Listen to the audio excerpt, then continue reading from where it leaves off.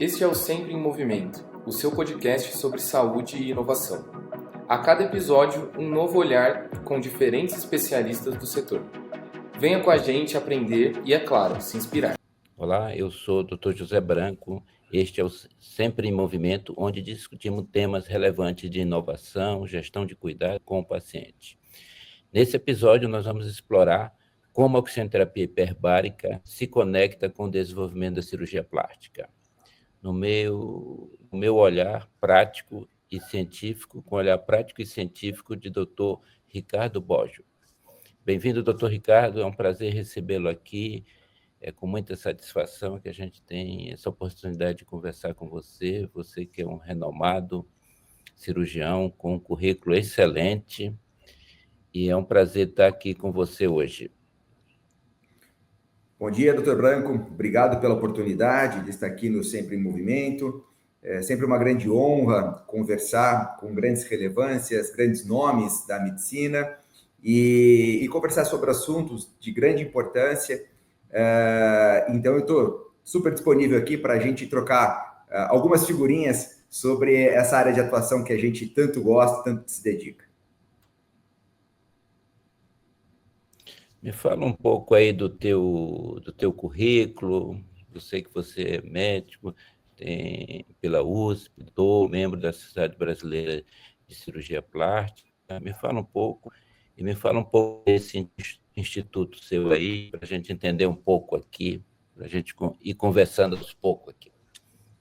Muito bom, então vamos lá. Então, eu me formei em 1998 e uma coisa que vale a pena ressaltar aqui durante o meu processo de formação foi a oportunidade que tive de ser bolsista do CNPq. Eu fui bolsista durante 4 anos, durante os 6 de faculdade.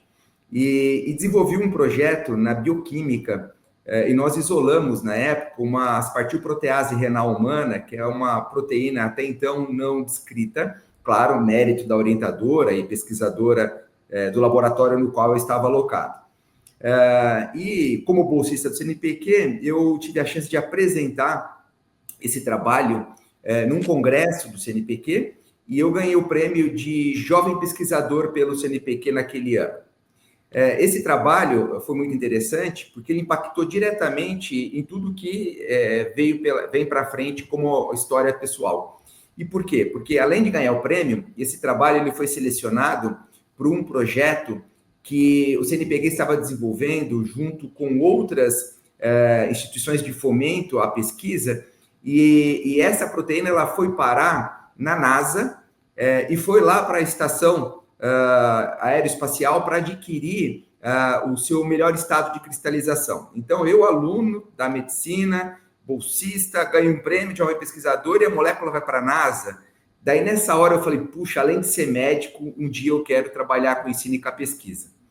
E daí, a partir de então, eu fui fazendo todo o meu processo de formação, sou cirurgião plástico aqui em São Paulo, daí emendei já no segundo ano da residência de cirurgia plástica o meu doutorado, terminei o doutorado em 2008 e estimulado pela minha experiência com a bolsa do CNPq e esses projetos que comentei, mais o conhecimento do doutorado, daí mergulhei de cabeça no ensino e na pesquisa, dando aula em eventos científicos, organizando cursos.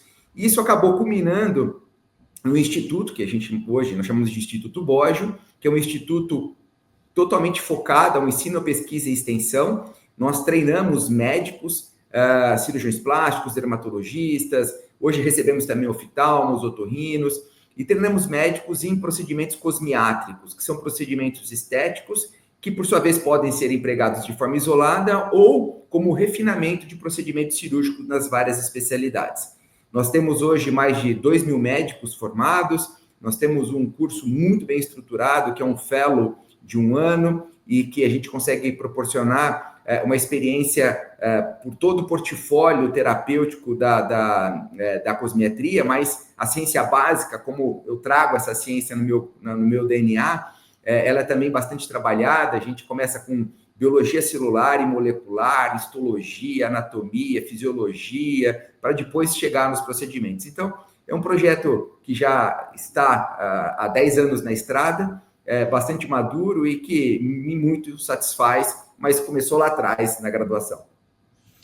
Isso é muito importante que você falou, né? Ter um instituto, ter uma formação de fellow. Hoje nós temos muitos médicos hoje sendo formados que não têm acesso à residência, e ter um instituto desse que fomente um pouco melhor a educação, a formação desses médicos é fundamental. Parabéns pelo trabalho, pela forma como você é um entusiasta. Eu vou dizer para você que a gente começou a trabalhar com hiperbárica em 1995, foi o primeiro serviço que a gente montou. A gente tem 30 anos aí de história, e hoje ver todo esse movimento é muito gratificante. Mas fala um pouco para a gente aí como nasceu a ideia desse Medicos, né? Medic.cos. Pois é, então, como eu disse, o Instituto ele tem a sua sustentação num tripé, que é o ensino, a pesquisa e a extensão. Ensino e pesquisa, a gente vem fazendo muito bem, a gente, como eu disse, então, nós temos uma estrutura de ensino muito bem montada, a pesquisa é muito ativa, muito viva na nossa rotina, a gente publica, em média, de 6 a 8 papers ano. Nós temos, esse ano, agora a gente publica mais 2, mas nós temos, com esses 2, 8 livros publicados. Então, o ensino e a pesquisa caminhando super bem. Estava faltando um pouquinho da extensão, né? E daí, puxa, o que a gente pode fazer além do que a gente já faz, além do que todo mundo faz, que é ajudar o próximo? Então, nós temos uma moeda muito valiosa, que é o conhecimento. E daí surgiu a ideia, por que a gente não usa dessa moeda para fazer captação de recursos para as pessoas em condição de vulnerabilidade? Então, daí surgiu a ideia do Medicos. Então, vamos reunir o que a gente tem de melhor dentro do cenário, que é a cosmetria, os principais nomes, montar uma grade altamente qualificada e com os principais temas dentro dessa área, dentro dessa área que tanto a gente gosta. E daí nós vamos fazer com que o evento tenha, então, um apelo solidário. Para isso, nós buscamos o apoio da indústria para ajudar no financiamento do evento, e com isso, nós conseguimos fazer com que 100% do valor arrecadado com as inscrições pudesse ser doado para instituições de caridade, para projetos sociais. Então, é uma iniciativa que nunca aconteceu no cenário médico aqui no país, não sei se em algum outro lugar do mundo teve alguma coisa parecida, mas é um evento, então, científico e solidário, porque a gente faz da ciência um meio, um veículo de cuidado aos mais vulneráveis. Esse evento vai acontecer nos dias 15 e 16 de agosto, aqui em São Paulo, no WTC. No pré-congresso, nos dias 13 e 14, nós conseguimos, com o apoio do Hospital de Câncer de Barretos, o Hospital de Amor, uma carreta que tem 2 consultórios e um centro cirúrgico. E nós vamos estacionar esse caminhão numa creche em Paraisópolis, na favela, nossa maior favela aqui em São Paulo. E por 2 dias nós vamos receber a comunidade e nós vamos fazer atendimento com foco no diagnóstico e tratamento do câncer de pele. Então nós teremos dermatologistas e cirurgiões plásticos em fazendo o diagnóstico, se for de orientação e tratamento clínico, ok. Se for cirúrgico, a gente opera no caminhão mesmo. Então, nós vamos fazer esse trabalho lá em Paraisópolis. No pós-congresso, no dia 17, nós vamos ter uma ação que é um curso prático demonstrativo. Nesse curso, os interessados também terão que se inscrever de forma independente do congresso. Nós vamos atender mulheres vulneráveis, que são mulheres lá de Paraisópolis, e toda a verba que a gente arrecadar com esse curso prático demonstrativo, vai para uma ONG que cuida de mulheres em condição de vulnerabilidade. O evento todo também terá um apelo sustentável. O crachá, aquele crachazinho habitual que a gente usa, ele vai ser feito com papel semente. Eu consigo depois chegar em casa, pegar o meu crachá e plantar, e vai nascer uma plantinha lá com o meu nome, vamos assim dizer. E aquela mochilinha de congresso que a gente recebe em todo o congresso médico, a gente vai colecionando, doando, jogando fora, que seja. Essa mochilinha ela vai ter um formato de mochila escolar. Então, nós vamos entregar para o congressista no primeiro dia, e quando ele for embora, nós vamos falar, você pode devolver a sua mochila? E nós vamos pegar essa mochila no formato escolar e vamos doar para a creche onde nós paramos o caminhão, para que as crianças da creche possam levar o seu material escolar durante o ano letivo. Olha, Ricardo, isso é fantástico. É uma forma da gente democratizar, né, um pouco o acesso. A ideia do caminhão é fantástico, né? Câncer de pele é um problema mundial e no Brasil hoje temos um número expressivo, né? Temos muitas pessoas com atraso de diagnóstico e de tratamento. E essa iniciativa é fundamental. Isso mostra que a gente pode fazer congresso de forma totalmente diferente no pós-pandemia, não com modelos disruptivos, que isso que importa, né? Você pegar todo esse conhecimento que tem. O Brasil é um país que se preocupa muito com a beleza, com tudo, e você dá acesso às pessoas vulneráveis é fantástico. Muito. É, Gostaria de parabenizar você pela essa iniciativa, pelo seu grupo. Vamos disseminar isso, vamos falar um pouco para o Brasil sobre isso, sobre essa sua iniciativa. Mas, Ricardo, eu queria conversar um pouco com você. Como é que você vê a hiperbárica na tua vida profissional? Como ela entrou? Como foi os primeiros casos que você indicou? Nós temos hoje um movimento muito grande da plástica hiperbárica, né? A hiperbárica é um procedimento hoje coadjuvante, ela não é um tratamento principal, mas é coadjuvante, e eu tenho visto na nossa experiência nos últimos anos assim, uma melhora muito grande daquele paciente pós-cirúrgico. Eu queria que tu falasse um pouco da tua experiência, o que você acha. Pode criticar também, não tem problema, fique à vontade. Eu acho que é importante a gente ter opiniões como a sua, que vive diariamente, né, na área da plástica, e a interação que você tem com a hiperbárica hoje, conexão. Bom, tratamento de cicatriz, tratamento de ferida, sempre foi um desafio para todo médico, principalmente o cirurgião plástico, que lida com cicatriz como resultado final, inclusive, né? E fazer com que a gente tenha sempre a melhor resposta, e vou lá para a ciência básica, né? Celular e tecidual ao trauma que a gente produz é assim mandatório. Então, quando a gente vai lá para a célula, a gente olha para o interior da célula, para as organelas, para o ATP, e como as relações intracelulares e intercelulares estão acontecendo na homeostase, quando a gente quebra a homeostase no trauma cirúrgico, o que a gente pode fazer para ajudar nessa reparação, né? Então, existem muitas ferramentas a serem empregadas, estímulos de luz, correntes elétricas, e a oxigenoterapia, sem sombra de dúvida, hoje ocupa uma posição de destaque de grande importância. Eu tenho depois até, aproveitando a oportunidade, algumas perguntas para te fazer, até para aprender em relação ao uso da hiperbárica, mas o meu primeiro contato com a hiperbárica foi há muitos anos atrás, lá na residência ainda, quando nós lidávamos com o politrauma, e nós tínhamos muitos pacientes de difícil condução, às vezes com perda de tecidos, e que não necessariamente nós conseguimos cobrir 100% da área, e daí a gente tinha a hiperbárica na época como uma ferramenta muito importante, auxiliando nessa reparação. Tive uma experiência, apesar de curta, mas também com microcirurgia, e na microcirurgia também os retalhos para maior viabilidade, a oxigenoterapia também foi uma opção muito, muito interessante. Depois da residência, na minha prática clínica, talvez o caso mais emblemático que a hiperbárica me ajudou muito foi há uns 12 ou 15 anos atrás, quando eu operei uma mama e a paciente evoluiu com pioderma gangrenoso.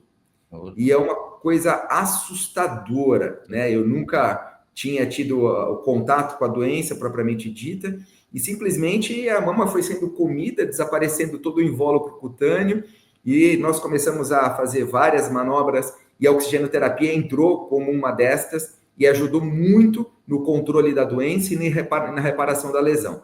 E depois disso, eu venho utilizando a oxigenoterapia de maneira rotineira, em qualquer situação de descontrole cicatricial ou intercorrências no pós-operatório, como um sofrimento de areola, uma deiscência na cirurgia da face, uma complicação após a lipoaspiração.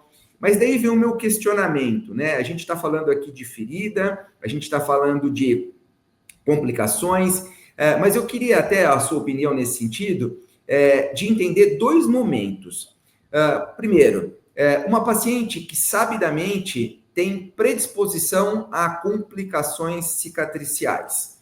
Essa paciente, entende-se a diagnóstico no pré-operatório, oxigenoterapia hiperbárica no pré-operatório, teria algum benefício para melhorar a viabilidade tecidual durante a cirurgia e no pós-operatório? E segundo, ao invés de usar exclusivamente no tratamento de feridas ou de complicações, para aqueles casos onde a gente tem, não digo 100% deles, mas o entendimento de que essa cirurgia vai ser um pouco maior, que o trauma cirúrgico vai ser um pouco maior, fazer oxigenoterapia hiperbárica já de forma profilática nesses pacientes, para a gente não ter o sofrimento ou para ter uma melhor coordenação do pós-operatório. Queria te ouvir um pouquinho a respeito desses dois pontos. Ricardo, isso é muito interessante, esses dois pontos que você colocou. A gente começou a olhar que pacientes que eram fumantes, que tinham maior predisposição para fazer uma cicatrização ruim, alguns colegas começaram, como é que a gente faz isso? Vamos testar? E a gente começou a fazer 3 sessões, ou 2 antes e mais 5 depois. E o modelo mostrou-se uma resposta muito grande, porque qual é o mecanismo de ação da hiperbárica? Eu respiro oxigênio a 100%, isso vai para o meu sangue e eu tenho uma PO2 aí de 3.000 e pouco. Isso o que faz? Essa difusão de oxigênio diminui o edema e você diminui a inflamação e melhora a angiogênese. Então, com isso, em qualquer processo inflamatório, em qualquer processo de trauma, que a cirurgia plástica é também um trauma, a cirurgia de joelho, você mostrou o tendão de Aquiles, por exemplo, que é uma cirurgia extremamente difícil de cicatrização, mostrou um impacto disso. E o que a gente tem visto muito isso. Muitos colegas hoje, eles têm um protocolo de operou, principalmente em cirurgias maiores, fazer em seguida a hiperbárica 3 a 5 sessões com excelente resultado. Eu tenho vários colegas que mandam 100% dos pacientes para a hiperbárica com excelente resultado. Você vê uma paciente que faz 5 sessões, no 7º dia pós-operatório, ela está ótima, pode voltar à sua vida normal, porque a recuperação é muito mais acelerada. Isso a gente tem visto e isso tem se tornado uma prática comum e já existe evidência científica para isso. Nós estamos hoje com 2 linhas na Sociedade Brasileira de Medicina Hiperbárica, trabalhando, a Sociedade Médica de Oxigenoterapia Hiperbárica, a SMOB, trabalhando uma em pé diabético, que será o maior trabalho feito em pé diabético no mundo. Nós conseguimos um financiamento para esse estudo pelo Ministério de Ciência e Tecnologia, e o próximo será o de cirurgia plástica, para a gente ver o fomento. Por quê? Porque o impacto é muito grande, você reduz custo, você não tem nenhum dano e você tem uma oportunidade de melhora muito mais rápida para o profissional. Que é aquilo que se brinca, de você ir de São Paulo a Campinas. Se você for a 40, você vai chegar em Campinas, mas se você for a 80, você vai chegar muito mais rápido e ter um resultado melhor. Essa é a grande oportunidade da hiperbárica, tem mostrado nesse processo inflamatório como um todo. Mas, Ricardo, me fala um pouco aí, você é uma pessoa que tem muito a questão do ensino, da pesquisa, me fala um pouco como é que tu trabalha em termos de protocolos, com tuas indicações, avaliação prévia, como é que é teu formato, que isso é muito importante para a educação do profissional hoje, que muita gente quer fazer sem protocolo, sem seguir uma linha, uma jornada do paciente de forma efetiva. Me fala um pouco sobre isso para a gente aqui. Ótimo. A gente estava até falando, e você citou no comecinho do nosso papo, né, a formação médica, a residência, que não necessariamente todo mundo vai ter acesso à residência. E nós temos alguns números que são alarmantes, talvez esses meus números até estejam meio desatualizados, porque a toda hora a gente tem abertura, por exemplo, de novas escolas de medicina, né? Mas dados, os mais recentes que tenho, é que hoje no Brasil nós temos 423 escolas de medicina. Esse número já deve ter mudado, porque isso é de 2 meses atrás. 423 escolas de medicina. Eu estou formado há quase 30 anos. Há 30 anos atrás, nós tínhamos 82 escolas de medicina, né? Lá atrás, nós formávamos 2.500 médicos. Hoje, a gente forma cerca de 40 mil médicos, com uma expectativa de, até o final de 2026, ter 60 mil médicos ano, né? Então, o ensino médico, de certa forma, ele está sendo meio que achatado. Ele está sendo nivelado, talvez, num nível mínimo para que a formação aconteça, e nós vamos despejar no mercado um grande número de profissionais com uma formação talvez insuficiente. E se a gente juntar isso com o fato de nós termos uma geração, principalmente a geração mais jovem, que é uma geração muito ansiosa, muito imediatista e muito protocolar. Eles querem já chegar atuando bem, seguindo protocolos e entregando resultados, objetivos, etc. E não é bem assim, a gente sabe que a curva da formação é muito longa, que para ser um super especialista, nós temos investimento de tempo, de carreira, intelectual e emocional muito grande, né? Então, hoje no Instituto, nós temos trabalhado muito o resgate do ser médico, da semiologia médica, de ouvir o paciente, da escutativa, da empatia, a importância lá do Porto, né, do livro, ou seja, de fazer a inspeção ao repouso, ao movimento, a palpação, a elaboração de um diagnóstico envolvendo o paciente e a criação de um plano de tratamento. A gente não gosta muito do nome protocolo, porque protocolo qualquer um faz, é só seguir o que está no papel, mas um plano de tratamento tratando o todo, o ser humano, para a gente conseguir chegar na parte que é o resultado, talvez, que tenha sido a dor, ou seja, o ponto que tenha sido a dor que trouxe o paciente a procurar a nossa assistência.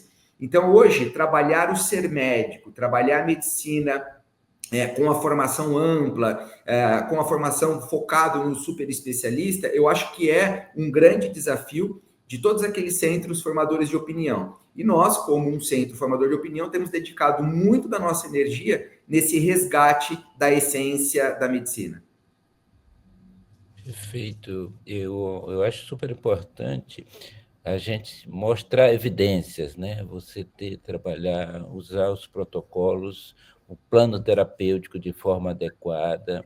Então, não é só o ato cirúrgico em si, mas todo o acompanhamento, a jornada do paciente na recuperação.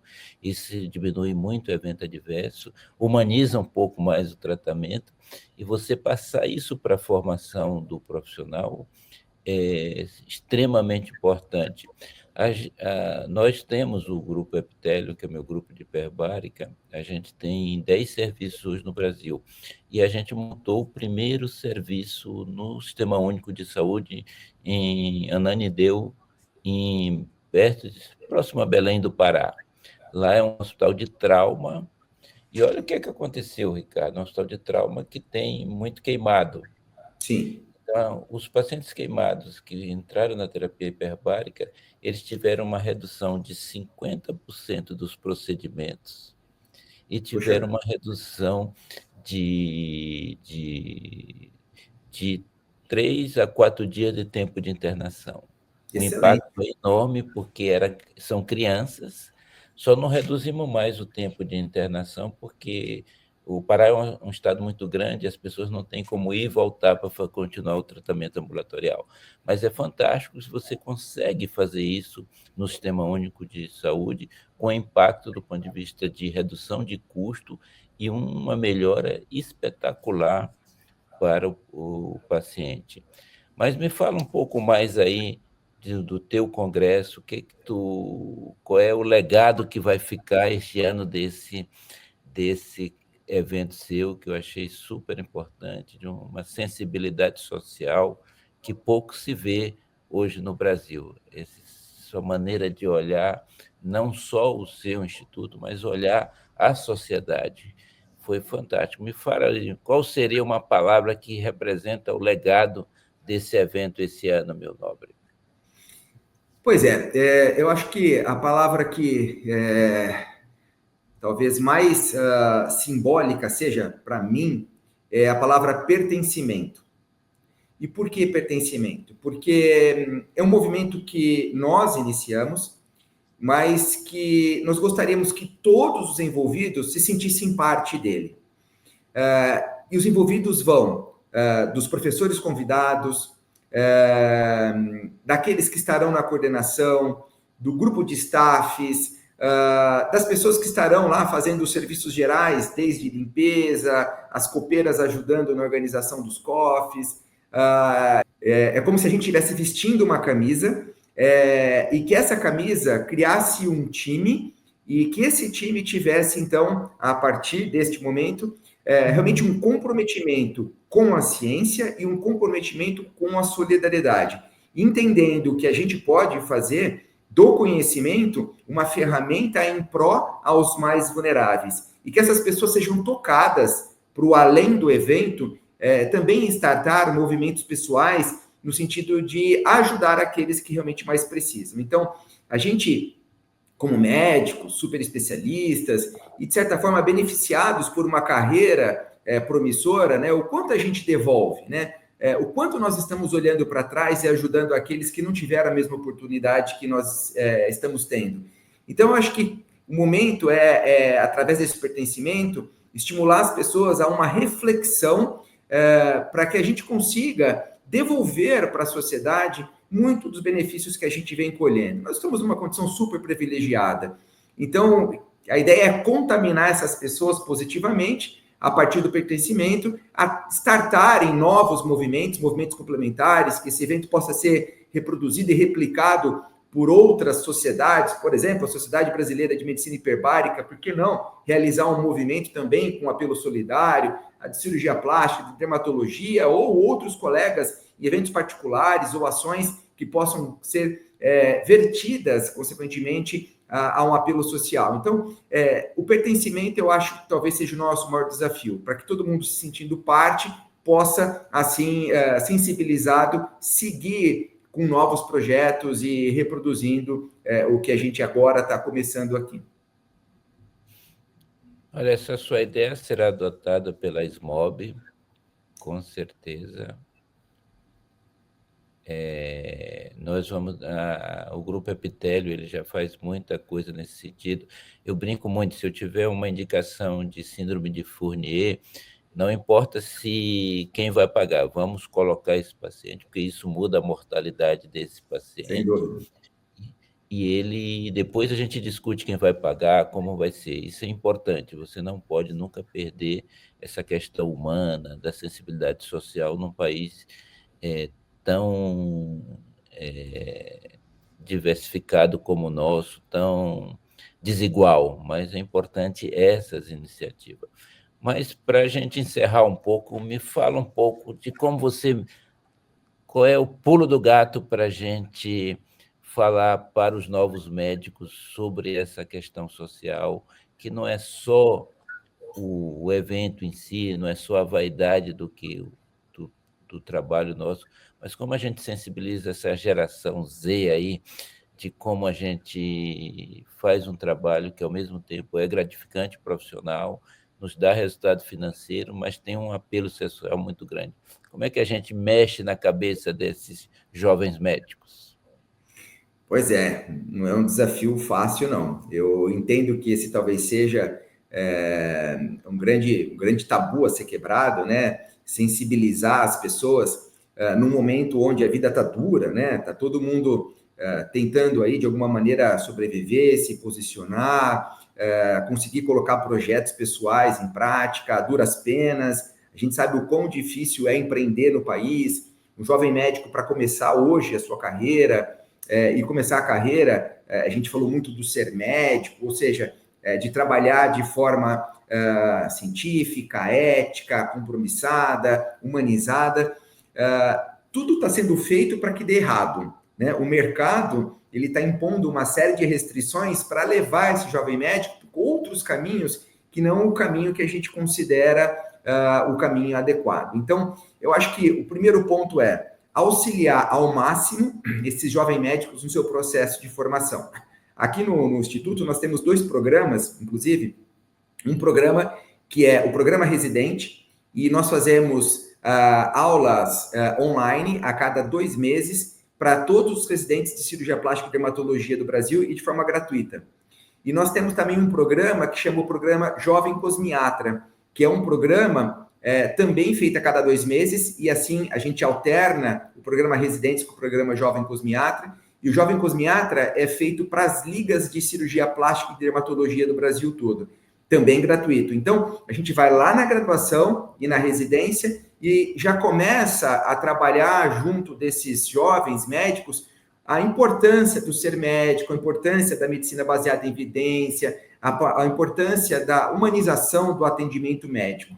Daí, no pós-formação, né, ou seja, aquele colega já formado e no início de carreira, a gente tem procurado também estimular para que ele consiga enxergar o melhor caminho e não se perder dentro das tentações da medicina, onde a gente vai usar, vamos usar uma palavra bem básica, que é a tocação de serviço. Ou seja, o cara vai lá, trabalha, ganha o dinheiro dele e vai embora. Tem que ter um propósito, um motivo, né?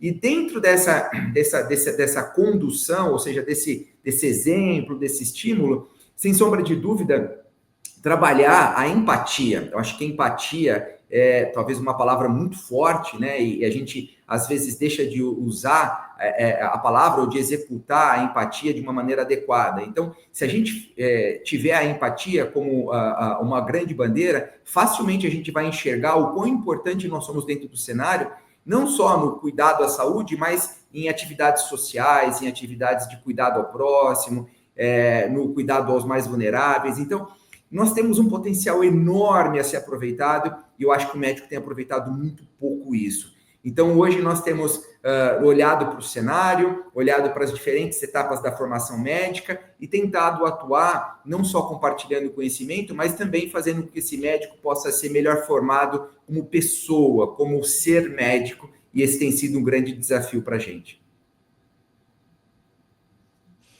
Ricardo, olha, tanto o Grupo Epitélio, que são nossas clínicas, estão à disposição de trabalhar junto com você, a Sociedade Médica de Oxigênio Hiperbárica, a ESMOB também, para a gente fazer coisas juntas, porque eu acho que essa sua iniciativa é super importante. Você tem o mesmo DNA da gente, a questão da evidência científica, trabalhar de forma a trazer esses jovens médicos para a questão que nós não podemos trabalhar sem evidência científica. Eu costumo, na hiperbárica, dizer, tem muita coisa hoje que não está regulamentada ainda para a hiperbárica, mas a gente tem seguido regularmente o que foi determinado pelo Conselho Federal de Medicina e trabalhando essas outras áreas para fazer grandes publicações no sentido de mostrar o benefício da cirurgia, da hiperbárica, na cirurgia plástica, na cirurgia ortopédica. Eu estou extremamente convencido disso. Ricardo, para a gente encerrar, uma mensagem final aí, lembra aí para a gente do seu congresso, e aí nós vamos encerrar aqui. Muito obrigado pela sua participação, estamos à disposição nas nossas redes sociais, em tudo para ajudar a divulgar, e de antemão já vou ser um dos seus fãs aí, do seu clube de pessoas que admiram esse tipo de colega que realmente faz a diferença na vida das pessoas. Parabéns pelo seu trabalho. Obrigado, agradeço muito a oportunidade. Gostaria até de aproveitar e convidá-lo a participar dos nossos programas.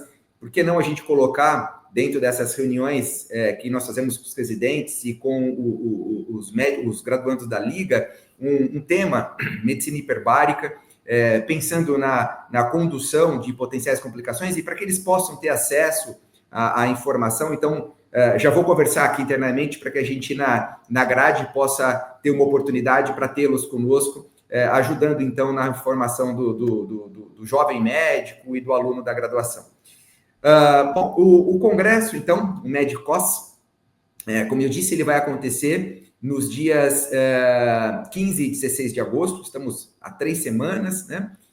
O pré-congresso lá em Paraisópolis, o pós-congresso com as mulheres em condição de vulnerabilidade.